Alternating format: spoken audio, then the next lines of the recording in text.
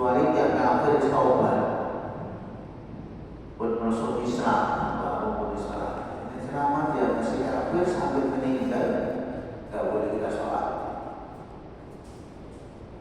Loh, enak Ustaz, taubat belum apa? Masih taubatnya kayak kan? Mau tidak kita sholat? Mungkin selama itu tidak pernah sholat atau mati di sholat. Itu enak. Ini lagi kan? Sederhana. Wala takum ala qabri lan ojo ngadeg sira ala qabri ing atase kuburan yang angkat. Maknanya la tatawalla dafnahu wa du'a'u lahu fama taf'ala 'alal mu'min. Jangan sampeyan berpaling dan berdoa ketika orang-orang sudah selesai dimakamkan, mantut, mulai tiap-tiap mantut kabeh dengan menjodohkan mengadeg lunak nang mriku mboten asal seperti ketika orang-orang beriman mati kan dengan apa? Dengan orang usah. Karena apa? Wabu kan innahu kan kafir karena mereka telah innahu satamana tauna ka kafir berkata semuanya bila kelawan Allah wa rasulihi lan utusane Allah wa ma kula mati sama akeh wa hum lantai wong akeh iku fasiku podo pasek berarti matinya dalam keadaan fasik. Dan kebanyakan orang kafir fasik. Terus kafir fasik problem. Pengiman itu banyak orang kadang-kadang si fasik, pemane mau kafir.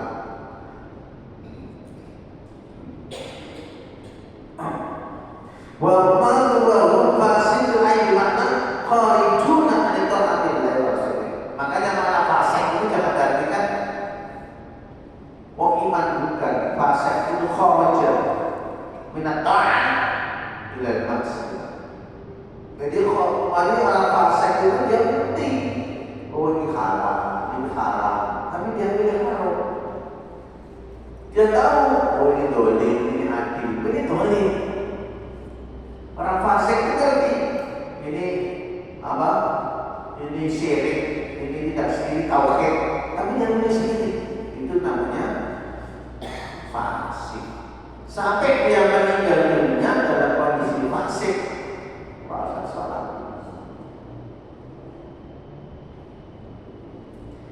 Para jamaah yang dimurah Subhanahu wa ta'ala, setelah saya lihat satu nuzul ayat ini, ternyata ini adalah kasusnya Abdullah bin Ubay bin Salul. Abdullah bin Ubay bin Salul itu adalah presiden yang munafik. Presidennya orang munafik. Wa sallallahu Nabi sallallahu alaihi wasallam dan Nabi pun juga pernah menyolatinya. Sabda dari Nabi Sahihain dan ini sampai kemudian diletakkan hadis ini di dalam kitab Sahih Bukhari dan Muslim. Dan juga selain Bukhari Muslim juga ada. Wa tadawwarat riwayat di anna Nabi sallallahu alaihi wasallam dan nampak dari beberapa riwayat bahwasanya Nabi pernah sholat menyolati Abdullah bin Ubay bin Salul, tokoh munafik. Wa anal ayat unzilat ba'da dzalik. Kemudian setelah itu ayat ini turun. Turun artinya menegur kepada Nabi kalau Nabi menyolati terhadap tokoh munafik namanya Abdullah bin Ubay bin Salul itu adalah suatu perbuatan yang ditegur. Bagaimana riwayatnya? Kita baca riwayat. Waruya an Anas bin Malik, diriwayatkan dari Anas bin Malik. Anna Nabi sallallahu alaihi wasallam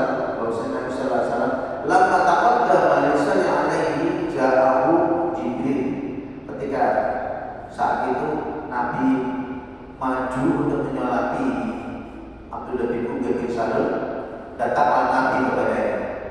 Wajah pada sawah, dan Nabi pun malaikat pun menarik apa ini? Pakaian. Maksudnya apa? Maksudnya disolati, ditarik pakaian. Berarti pakaiannya Nabi ditarik oleh malaikat. Watala alaihi. Akhirnya kemudian saat itulah malaikat membacakan ayat wala tusalli ala ahadin minhum mata abada. Muhammad, janganlah kamu menyolati orang yang telah mati dari orang munafik itu selamanya. Al-ayat ini yang pertama. Ini pertama. Kemudian riwayat yang kedua, Batsor Baru Sallallahu Alaihi Wasallam. Akhirnya saat itulah kemudian Nabi langsung berpaling, tidak jadi benar. Maunya sholat Allah. Akhirnya dijatuh, ditarik pakaiannya, tidak jadi nyolati, Nabi berpaling. Ini riwayat pertama.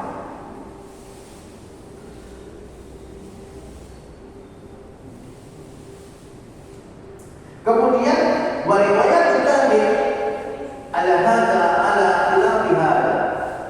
Kemudian ada riwayat lain yang kuat yang berbeda dengan riwayat. Fa fil Bukhari an Ibnu Abbas, dari Imam Bukhari dan dari Ibnu Abbas dari Ibnu Abbas.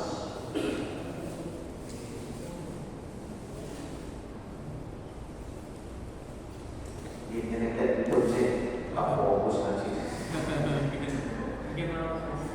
Itu sih.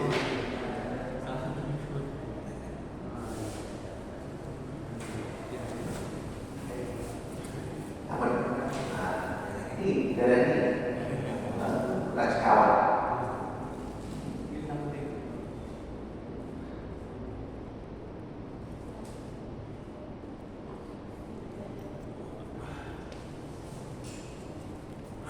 Nah, riwayat yang kedua ini dari Imam Bukhari dan dari Ibnu Abdullah Ibnu Abbas.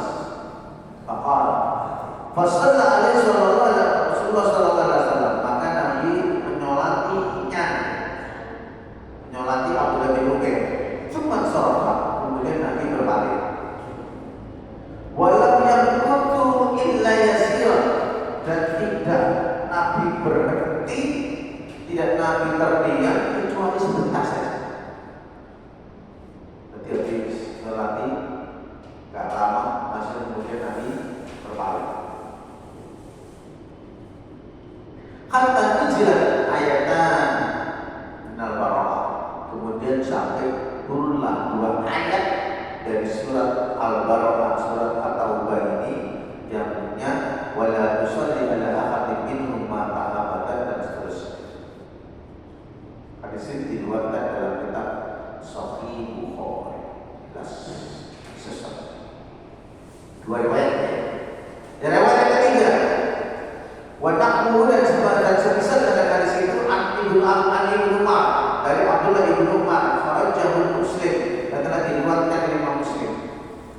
Qala Ibnu Umar berkata, lamma tuwfiya Abdullah bin Ubay bin Salul, maka ketika Abdullah bin Ubay bin Salul meninggal, ja'a ibnahu Abdullah ila Rasulullah sallallahu alaihi wasallam. Datanglah putranya namanya Abdullah. Jadi Abdullah bin Ubay bin Salul tokoh munafik itu punya putra. Anaknya orang baik, anaknya orang taat. Kepada orang taat, seorang sahabat yang baik, seorang sahabat yang taat.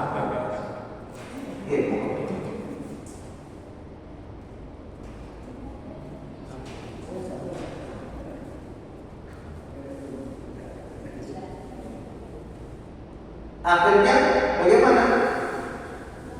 Datanglah kemudian putranya Abdullah bin Ubay ila Rasulullah, kepada Rasulullah sallallahu alaihi wasallam. Fasa'alahu ayyutiyahu qamisahu fa yukaffiru fihi abahu. Ini anaknya. Ya, kanjeng Nabi, iya, nama apa mas? Abdullah, anaknya Abdullah bin Ubay bin Salul. Ini kanjeng Nabi, pripun kula asal boten, kula nyuwun pakaian panjenengan. Ya apa? Mangke didamel ngapani bapak kula. Damel ngapani bapak kula mangke nek sendok buka apani kali pakaian panjenengan. Kenapa? Karena pakaian yang pernah dipakai Nabi itu tidak pernah busuk dan dia akan awet, tidak pernah. Karena berkahnya dari keringatnya Rasulullah. Makanya saya ada riwayat yang diriwayatkan dalam kitab Sahih Muslim, ada seorang sahabat perempuan namanya pas Nabi tidur keringatan ini, keringatnya kayak Nabi dikerok, diwadahi botol. Ini kan susah, diwadahi botol. Kagum apa? Jadi keringat kan? Wah kuning. Keringatnya kan tidak bisa kerok. Orang itu diwadahi botol. Kenapa? Karena memang berkahnya fisik Nabi itu luar biasa. Nanti saya dipakai kayak Abdullah bin Ubay putranya ini. Karena Nabi belum mau pakai dengan Nabi, pakai saya ditambal kapan bapak pulau. Oh iya, fa'ahu. Maka akhirnya Nabi Bapak Rasulullah SAW maka Nabi berdiri untuk menyolati Abdullah bin Ubay tokoh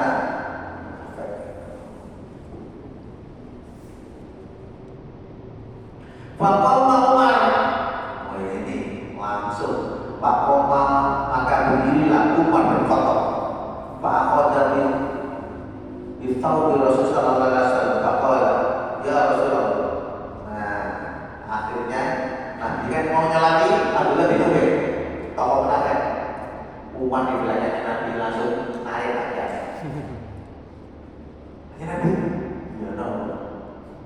Sangat berarti seakan-akan diingat jangan seakan-akan diingatkan oleh Umar bin Khattab. Ya Nabi, ya Rasulullah, atusholli alaihi wa qad nahaka Allahu an yusalli alaihi. Masya Allah. Ya Nabi, apa kau akan menyolati si Abdullah bin Ubay? Padahal Allah telah melarang engkau untuk menyolati. Masya Allah. Umar bin Khattab. Wah, tegas banget dari sini. Umar bin Khattab memang Umar ya. Nabi salah jadi. Jadi kan pimpinan salah ini pegang. Ya ini salah. Omongan kayak ini. Umar bin Khattab. Dilih namanya Nabi dilih. Yang telah kali apa cara? Faqala Rasulullah Umar apa dari Nabi sallallahu alaihi wasallam. Faqala ya Rasulullah atusolli alaihi faqad nahaka Allahu an tusolli alaihi. Nah itu jelas banget.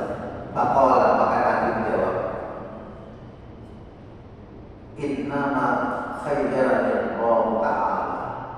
Sesungguhnya Allah telah memilihkan aku. Ya saya. Faqala maka Nabi berkata, Istaghfirullah Rasulullah SAW. Akhirnya kemudian Nabi SAW pun minta ampun kepada Allah Subhanahu wa Ta'ala. Wa anzalallahu azza wa jalla. Akhirnya turunlah ayat ini, surat Al-Taubah ayat 84 bisa menuju matan. Berarti peristiwanya yang melatar belakangi kenapa ayat ini turun. Tiga riwayat ini luar biasa. Tapi ternyata karena Nabi Sallallahu Alaihi Wasallam memang paling demen, paling remen dan dia betul-betul sayang banget dengan Abdullah putranya si munafik itu. Dan putranya itu orang baik banget. Nabi nggak mau menolak. Nabi nggak mau menolak perintahnya karena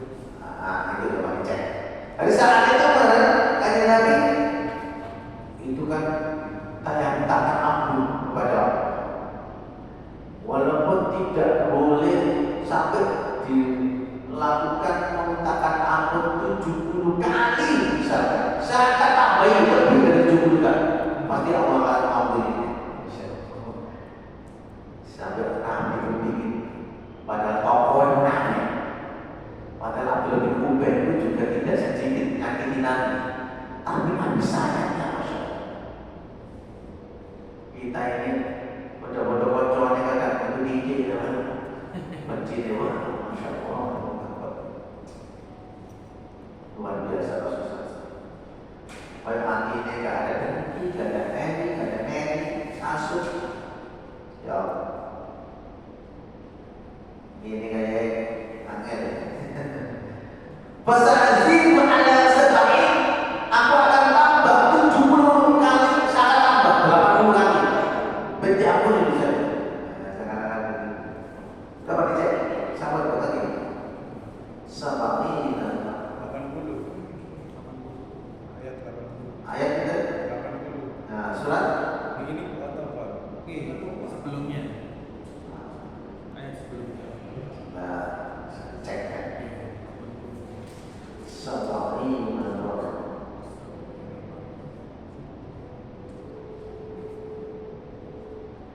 surat Taubah ayat 80 ya.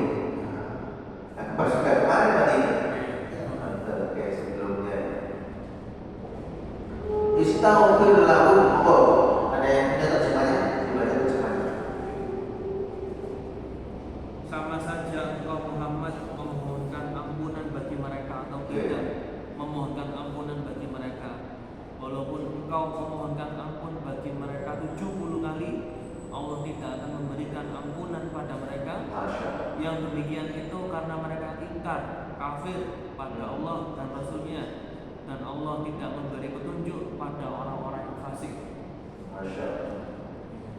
Tapi di dalam tafsir ini, fasa'azim ala sab'in, aku akan mintakan ampunan lebih dari 70 kali. Pasti Allah ngampuni. Katakan begini, tak lebih dari 70, tak diampuni, tak lebih. Virus, katakan orang mau pilih gitu, betul-betul tak boleh, tak tambahin. Katakan ya Allah, sampai segitunya.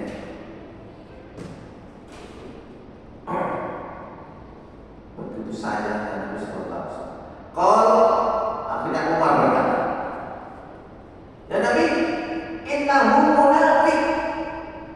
Dia itu Abdullah bin Ubay bin Salul ini munafik. Fasallah alaihi, maka Nabi pun menyolati, maka fasallah alaihi Rasulullah SAW, maka Nabi pun menyolatinya, maka turunlah ayat ini.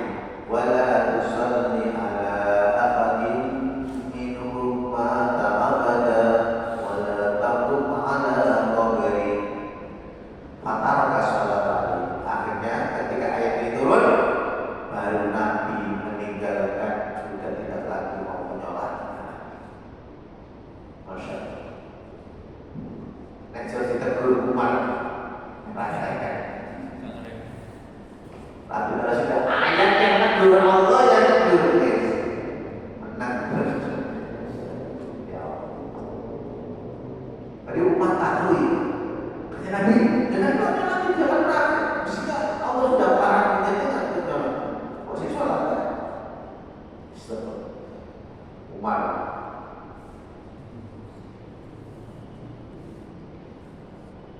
Para jamaah yang jumlah semata. Wa qala ba'du ulama, kemudian ada sebagian ulama berkata, inna masallan Nabi sallallahu alaihi wasallam ala Abdullah bin Ubay bina'un ala dhahir min lafzil islami. Apa alasannya ayat ini? Ulama memberikan analisis kepada yang dilakukan Nabi kok Nabi sampai menurut. Kenapa? Ternyata yang dilakukan Nabi itu ternyata dalam rangka Nabi menghormatinya. Kenapa Nabi kok menyolati? Karena Abdullah bin Ubay itu ketika dia hidup, dia sholat bersama kaum muslim.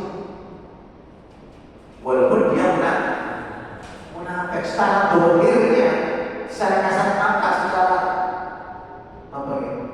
Secara fisiknya dia juga sholat bersama kita. Sedangkan dia menghormati itu. Makanya Nabi menyolati.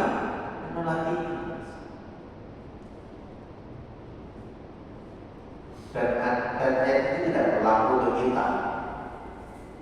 Kita kan nggak bisa melihat hatinya orang, nggak bisa. Untuk nafas, gak melatih, mengenal. Dia sholat juga bersama kita. kecuali yang jelas al-kufru balwa. Istilah para ulama mengatakan kufru balwa. Apa kufru balwa? Kufur yang nyata, yang jelas. Nah, itu baru kita saja. Tapi kadang-kadang pas sholat dia main sholat. Dia kita sholat. Makanya jadi kalau sudah jelas-jelas kufur balwa, nah ini yang kalau saya belum sholat, ya orang tidak sholat. Ini analisis ulang karena bagaimana Nabi Abdullah bin Ubay pun sudah sholat bersama orang muslim. Cuma lagi penyampaian dari lima ya.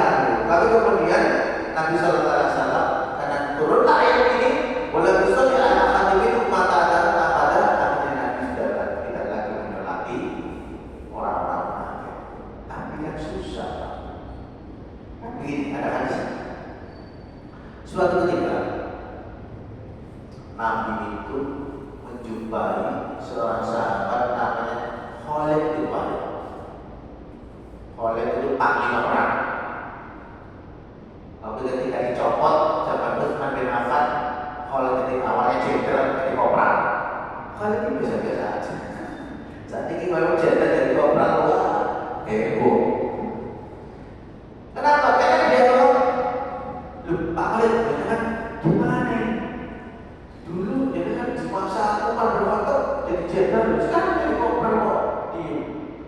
Saya pernah bukan kayak aku, tapi saya pernah karena Allah Subhanahu.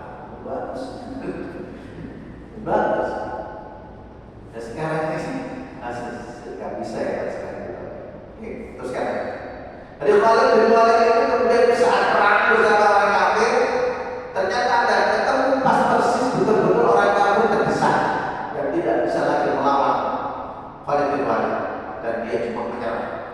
Akhirnya di saat dia mau dibunuh oleh Khalid, dia mengucapkan asyhadu an la ilaha illallah wa asyhadu anna Muhammadan Rasulullah. Langsung dibunuh aja jelas mati.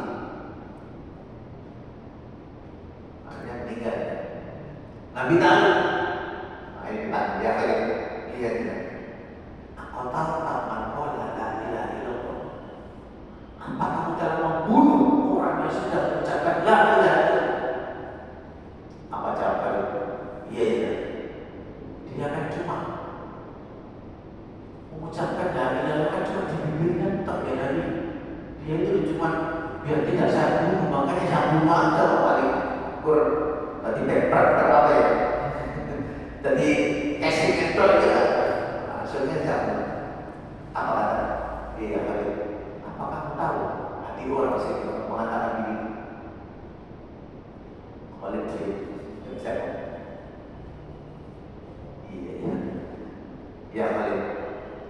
Aku katakan diutus di muka bumi dalam rangka untuk melihat dohirnya manusia dan tidak disuruh untuk membelah dada manusia, apalagi dalam keadaan nafkah. Itu urusan Allah Subhanahu.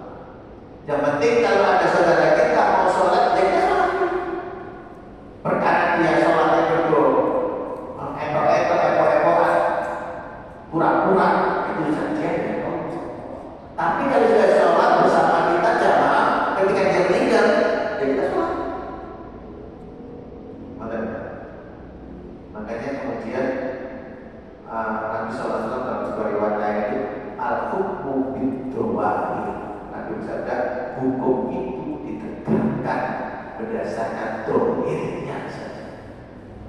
Dalamnya, hatinya urusan Allah. Kita tidak bisa menghubungi hati orang. Makanya kan tidak bisa menghubungi ini munafik atau enggak. Tadi saya kamukan dari beberapa hadis tadi. Kesimpulannya bagaimana? Ketika ada kaum muslimin saudara kita yang meninggal, tetap kita punya kewajiban untuk menyolati. Walaupun sekali dia pernah ke masjid wajib, ya udah kita sholat. Malah kali nggak mau sholat, mau manggil masjid cuma bisa kok, bisa kan? Kita udah sholat, kita sholat. Perkara dia nanti bagaimana dia dapat Allah, ini urusan dia dengan Allah. sebagai kaum muslimin yang masih hidup punya kewajiban untuk menjalannya.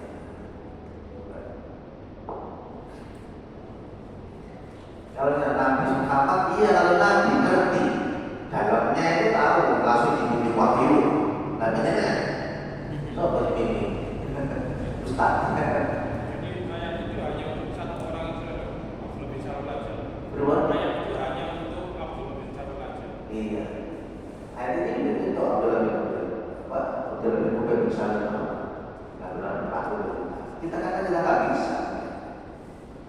Makanya bisa seperti ini. Makanya di para ulama tadi panjang ya, tafsirnya sampai beberapa alam, sampai 3 alam. Di tafsir Al-Qurtubi bisa 3 alam. Wah, baca semua baca saja dari jam berapa nanti. Sebagai kawan baca riwayat. Nah, berjamaah yang di Allah Subhanahu wa taala.